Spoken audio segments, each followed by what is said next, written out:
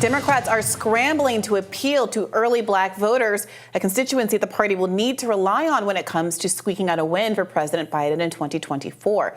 One Democratic strategist told The Hill, quote, "The barrier here is not how do we make them like Biden. The barrier here is how do we convince them that government works." President Biden continues to laud his administration's achievements for the black community, but Fox polling from 2020 and 2023 shows his popularity among these voters plummeting, while Donald Trump has seen a substantial boost. Here to discuss further is co-host of Revolutionary Blackout Network and host of the Savvy Saps podcast, Sabrina Salvati. Welcome, Sabrina. Good morning. Thanks so much for having me on. Yeah, thanks for joining us. So do you buy, the administration's claims that everybody, including everybody in the black community, should just be all fine and dandy with how things have turned out? I do not. I think that I have heard more from black people that they're not willing to just cave over and vote for the Democratic Party this time around. I think that poll is very telling. This is the first time, at least since I've been eligible to vote, where I've seen 20% support from African Americans for a Republican presidential candidate. So Donald Trump's support among African Americans has actually increased compared to where it was in 2020. And I think the Democratic Party should be very concerned about this. I think this idea that Donald Trump is scary, and I'm just not convinced that that message about Donald Trump is going to work with black voters this time around in 2024 the way that it did in 2020. And I say this because during 2020, that was a chance when we were like, well, we could have a Biden presidency and it could be different compared to how it was with Donald Trump. Well, now we've had both. We've had a Biden presidency and we've had a Trump presidency. And a lot of African American voters feel that economically their life is not improved and it's actually become worse under Joe Biden presidency. So I think that the Democratic Party should be very concerned because they cannot win without African American support. And this could turn the page, I think, in reference to, we look at electoral politics and where people stand, African Americans stand in reference to the Democratic Party and the Republican Party. So we could see a change here. Yeah, I mean, it feels a little like Joe Biden is the victim of his own 2020 rhetoric, where he was very explicit about how much he needed the black vote to win not just the presidency, but the Senate in Georgia, and made very specific and targeted politics to both people in Georgia and to black Americans on the whole, including setting a one-year deadline for himself to pass the George Floyd Justice and Policing Act, which, of course, we're now blown, 2 years past that deadline, 2.5 years past that initial deadline he set for himself. Obviously, canceling student debt is not something that happened, but people tend to forget that he specifically said he would cancel all student debt for graduates of HBCUs. We have not seen that. Instead, we see an HBCU being targeted earlier this week, where black students in particular, were targeted to be victims of hate crimes only because that shooter was not let in Jacksonville. Did that not end up being the case? We obviously had the whole rigmarole over the amount that was promised in the checks that didn't come to fruition. And in the backdrop of all of that, I'm seeing a new stat showing that only 2% of black millennials make over $100,000 a year. Now, obviously, $100,000 is twice as much as the American average, but those are also very small numbers compared to other groups. So what do you think that Biden might have to show? Is it possible for him to show anything to the black community at that point that would give them confidence that he's able and willing to follow through on whatever campaign promises he makes this time around? I'm not sure that any changes that he makes right now would actually change people's minds, for the people who said that 20%, for example, that said that they support Donald Trump. And the reason why I say that is because this isn't just about Joe Biden. This goes back to other Democrat presidents that have not fulfilled their promises and have not tried to help the black community. That includes Barack Obama, who was a big disappointment for a lot of African Americans in this country in reference to where he stood with helping people in the black community. Joe Biden really doesn't have a black agenda.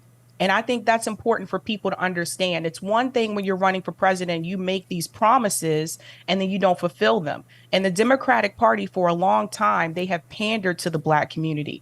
When black people are asking for certain policies to be passed, they say the right rhetoric when they're running their campaigns, but once they're elected, they ignore the black community. In fact, I feel like we're the only group where the Democratic Party actually panders this much to, and they just don't fulfill these promises. So it was only a matter of time that eventually Black people are going to look at both parties, and I think they should look at every party and independent candidates as well and say, is this really working for us? So I think going forward, it may be a little bit too late for a Biden presidency, because we saw this with Joe Biden, we saw it with Barack Obama, we saw this with Bill Clinton. How much longer are Black people supposed to wait to get some type of concessions from the Democratic Party? Well, now President Biden is facing another online dragging for suggesting that he convinced Strom Thurmond to vote for the Civil Rights Act of 1963. Let's watch. But pause for just a moment. I thought things had changed. I was able to literally, not figuratively, talk Strom Thurmond into voting for the Civil Rights Act before he died. And I thought, well, maybe there's real progress. But hate never dies. It just hides. It hides under the rocks. Just a few problems there. Strom Thurmond did not vote yes for the Civil Rights Amendment. Biden didn't become a senator until 1973. Is this, he has these gaffes sometimes, remembering things that didn't happen or in vastly different circumstances than they did. Is this passing muster? Are people, believing the claims he's making about his own, history